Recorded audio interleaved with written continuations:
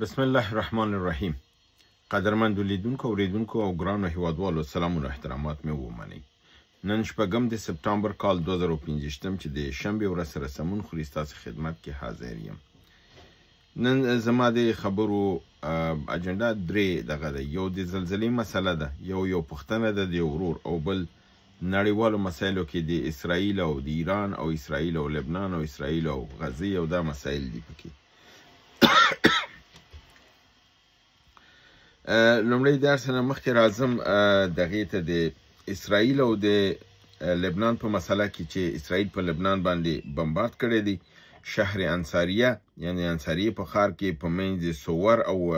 سیدا په دې ساحه کې د حزب الله کم نظامی اډه دی ویلې ده چې دا مونږ وهلې ده او د منځه وړې ده، او همدارنګې وایي چې په یو کلي کې چې په نامه د جبین باندې یادیږي په لبنان کې، هلته یو دستګاه د موشک د راکټونو د غورځولو هم وه او دا موږ بمبارد کړې ده او د منځه هم وړې ده. په دې اړه باندې ټرمپ دا وایي چې په غزه که غواړي امن ورته راشي، زر تر زر د هغه 20 تنه بندیان چې دوی سره اخري پاتې دي دا دې ورکړي، په 2-3 کې دې نه ورکړي تر څو مسله یو طرفه شي. مسله یو طرفه نه مطلب یې دا دی چې یو ځل دا بندیان وسپارل شول نو دوی به غزه مکملا مسماره کړي او له منځه به یې یوسي. اوس هم اسرائیل په دې څو ورځو کې چې هغه نظامي عملیات د غزې مقابل کې شروع کړي وو، نیمې نه زیات غزه بالکل پاکسازي کړې ده، د خپل تصرف لاندې یو کاملا راوستې ده، او هغه نیمې نور خواته چې دی په حساب سره دغه دی هغې ته لګیا د پیشروي کوي او خلک یا وژني یا د منځه لرې کوي او سازی خپل پر ولکې لاندې راولي. په همدغه حال کې چې کله دوی دا ظلم شروع کړی دی په غزې او په لبنان کې، یمن په اسرائیل باندې 3 نوي توغندي توغولې دي چې دا د باب المندوب د ساحې نه دغه د خپله د یمن نه شوي دي، او په همچنان د باب المندوب په ساحه کې یوه کښتۍ یې ویشتلې ده اسرائیلیانو چې له منځه یې وړې ده. بله ورځ هم یو بله کښتۍ وهلې وه چې هغه کښتۍ باندې د لایبیریا بیرق و، مګر د یمنیانو دا دغه و چې دا د اسرائیل کښتۍ وه، موږ وهلې ده. بیا پس وروستو اسرائیلیانو دا ومنله چې و دا د لایبیریا تر بیرق لاندې زموږ کښتۍ وه چې موږ ترې نه کار اخیسته او دا کښتۍ زموږ وهل شوې ده او له منځه تللې ده. په بل خوا کې د اسرائیل او د ایران د جګړې وخت په نږدې کېدو دی، دواړه طرفه خپل کاملا آمادګیګانې نیولې دي. په نظامی رژه د چین کې چې وشوله هلته چین نوې اسلحې دغه کړلې او ویل کېږي چې د دغه اسلحو نه به ایران ته ورکول کېږي. د 9HQ ته میزایل ایران ته را رسېدلي دي، د روسیې نه S-400 ویل کېږي چې را رسېدلي ایران ته، او د دغه نمایش کې چې یو نوې اسلحه چین دنیا ته وښودله هغه وه د لیزري اسلحه د دافع هوا د دغې د چینایانو چې په نامه د LY-1 باندې وښودل شوله. ویل کېږي چې دا خپل په نوعیت کې اول نوع دغه د که نور ملکونه دنیا کې لري خو ښکاره کړې نه ده، پټه ده، نو دوی ښکاره کړله او دوی دا ښکاره کړه چې دا صلاحیت دوی لري او دوی کولی شي په فضا کې هر نوع تیارۍ، راکټي او که فضا سټلایټ دغه د لیزري دغې په ذریعه باندې ووهي. دا لیزري دافع هوا سیستم دی جوړ کړی دی او ډېر قوي دی، او واشي چې په فضا کې هغه وهي زوبهي د منځه وړي. نو دا دوی ترمنځ دغه حالت روان دی. راځم د افغانستان کې د پنجشنبې په ورځ باندې مې تاسو ویلي چې یو بله زلزله په ننګرهار کې په شوې وه چې 15.6 ریاکټره وه او دا 14 کیلومترۍ د طرف د شرق د جلال آباد کې وه، کابل او لغمان کې دې تاثیرات او د ځمکې لړزې احساس شوې وه. همدارنګې په بله زلزله چې نن جمعې ورځ په ننګرهار کې شوې ده دا 15.2 وه او د دغه چې دی د ځمکې لاندې عمق 9.1 کیلومتر او دا هم د افغانستان په شرقي ولایتونو سیمو کې شوې ده. مختص ځای اعلان نه دی ویل شوی، خو دا هم په دغه قوت سره وه او ویل کېږي چې ده هم خرابی کړی دی، کورونه یې وران کړي خلکو ته، په دې بابت کې په حساب ضرر رسولی دی. په ټولو کې تاسو معلومه ده چې د زلزلې دغه چې دی افټر شاکس روان دي، خو دلته یو مهمه تبصره چې زه لرم هغه دا دی چې تاسو معلومه ده یو څه داسې اوازې دي یا ګونګسې دي یا داسې خبرې کیږي چې ګویا دغه واقعه چې په افغانستان کې په کونړ کې شوې ده یا ننګرهار کې شوې دا پاکستان خپل اتومي هغه فضله چې دا چې ملکونه یې وړي په بل ځای کې ډم کوي یا ښخوي چې دا په حساب نهایت ضرر لري لکه فرانسه خپل د اتومي فضله چې دا اضافي مواد چې دي د اندونیزیا کې تینا هغې 8000 جزایر لري یو جزیره یې تینا اخیستې ده پیسې ورکوي ورته هغه جزیره کې دفن کوي چې د هغې چین هم د هغې خلاف دی جاپان هم خلاف دی هغه چې وایي هر وخت د انفلاق وکړي یا دغه وکړي د ده تابکاري چې ده تاثیر به په چین او په جاپان او په دې سیمه به نو اندونیزیا ته وایي چې ته د لږو پیسو لپاره دا کار مه کوه اوس دا ویل کېږي چې په کونړ کې چې دغه حالت راغلی دی لپاره دی چې یو دا د کونړ د اوبو د بند جوړولو مخه ونیول شي او بل دا دی چې د خلک د فشار لاندې ونیول شي په دغه سیمه کې دوی دا فضله دی دغه پاکستان راوړې ده د ښخه کړې ده او دا شوی زما په نظر زه فکر کوم دا نظریه او دا تیوري حقیقت نه لري دا د حقیقت نه لري دا په دې هغې سره چې زه خپل څه دلایل تاسو ته وړاندې کوم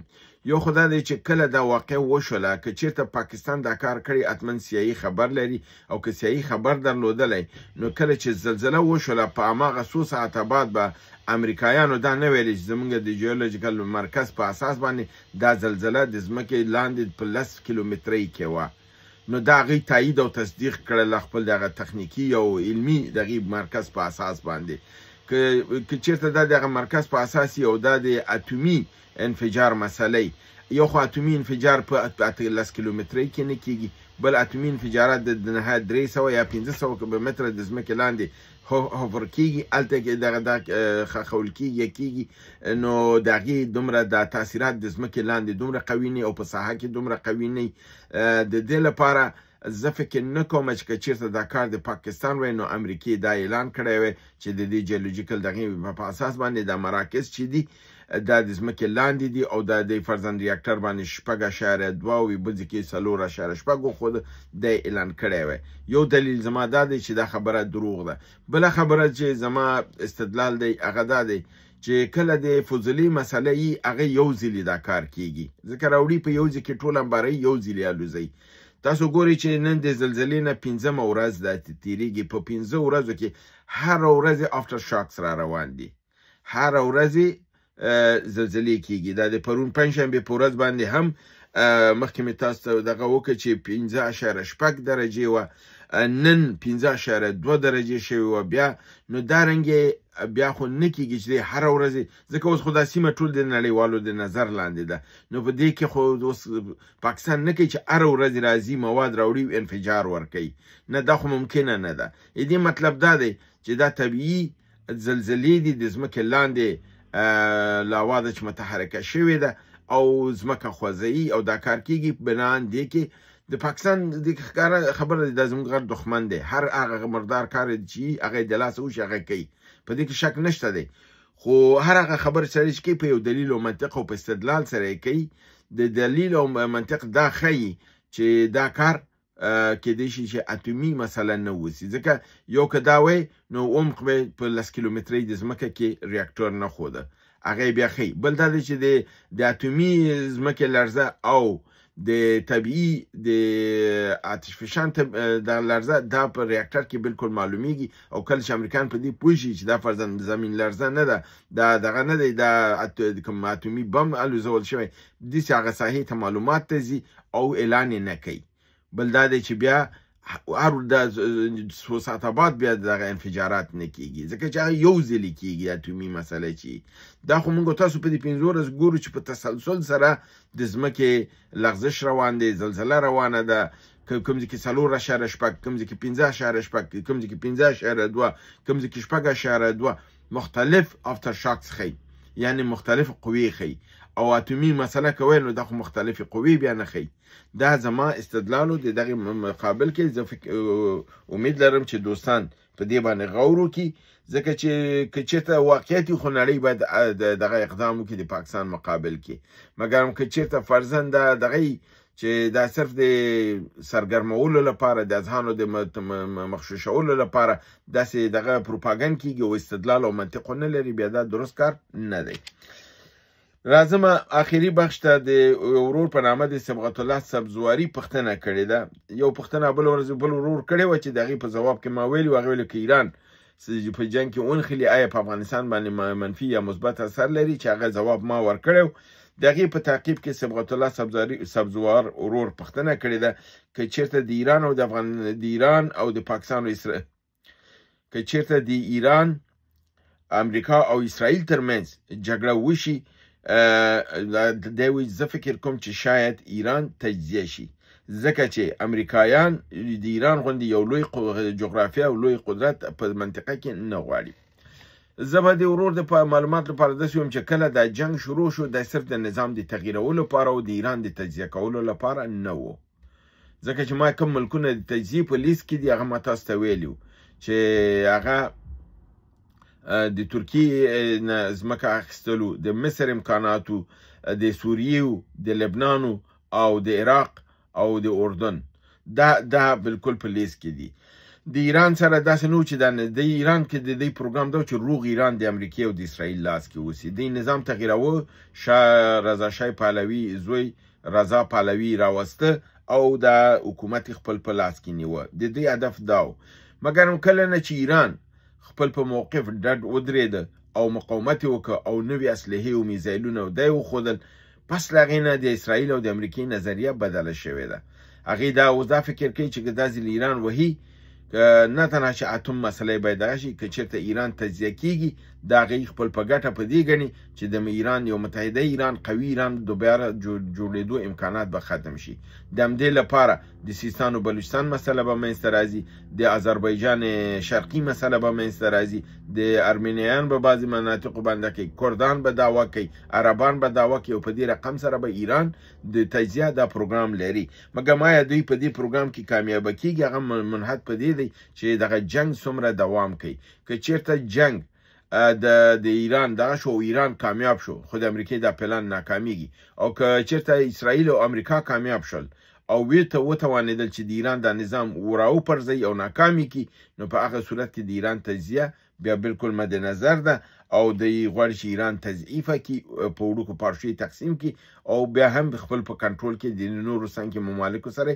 وساتي او یو نوی کردستان، یو نوی مملکت د ایران نه، د ترکیې نه او د عراق د دغې نه جوړ کړي چې په نامه د کردستان بزرګ باندې د یادوي، لوی کردستان. دا به دوی جوړوي او دا د امریکانو په پلان کې دی او د کردانو سره د امریکانو معاهده دا ده چې دا به لوی کردستان چې جوړوي دا به د امریکانو لویه اډه به په دې سیمه کې هلته به وي، او همچنان که چېرته غزه د منځه ځي نو دلته به امریکایان خپل یو اډه هلته د عربستان سعودي او د مصر د ترمنځ جوړوي. نو په دې لپاره دغه برنامه په دې ترتیب سره ده، منحط په دې ده چې آیا ایران د دفاع صلاحیت لري او که نه لري. که دفاع یې وکړله خو د امریکایان به ناکام شي او ایران به د یو لوی قدرت په شکل کې منطقه کې ظاهر شي. هغې وخت کې به بیا اروپا او امریکایان بالکل سره ملګرتیا کوي او بیا د زور نه د نرمۍ د لارې نه راځي. هیله ده چې ستاسو د پوښتنې ځواب شوی. برنامه په همدې ځای ختموم. تاسو په لوی رب العزت سپارم. وما علینا الا البلاغ.